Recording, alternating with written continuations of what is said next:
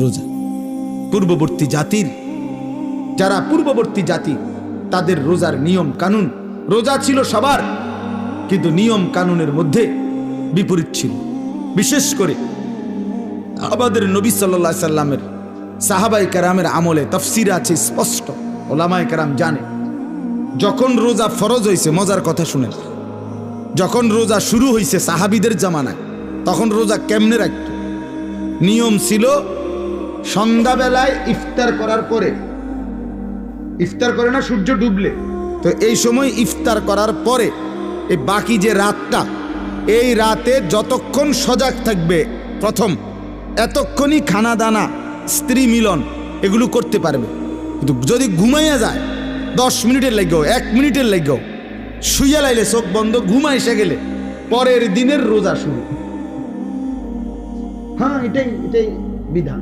নবীজির জামানায়, সাহাবীদের জামানায় প্রথম শুরু হয়েছিল এভাবে, রোজার বিধান ছিল এভাবে। এরপরে ঘুমের থেকে উঠা আর খানার সিস্টেম নেই।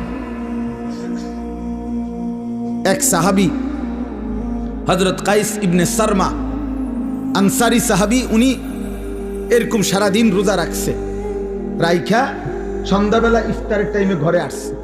স্ত্রীকে বলছে, ইফতার কিছু আছে কি? স্ত্রী বলছে, কিছুই নাই ঘরে, আপনি একটু অপেক্ষা করেন, বসেন, আমি পাশের বাড়ির থেকে কিছু খাবার বা কিছু নিয়ে আসি। স্ত্রী গেছে পাশের ঘরে, কিছুটা তাদের কাছ থেকে খাবার ধার নিয়ে ঘরে আসছে। আইসা দেখে ওনার স্বামী সারাদিন ক্লান্তিতে মেহনত করে আসছে, একটু কাইট হয়েছিল, ঘুমায়। এখন স্ত্রী তো ঘুম থেকে জাগায় বলতেছে, ইন্নালিল্লাহ, আপনার তো রোজা শুরু হয়ে গেছে। বুঝা, হ্যাঁ, আমি আর কি করবো এখন, তার কিছুই খাইতে পারে না।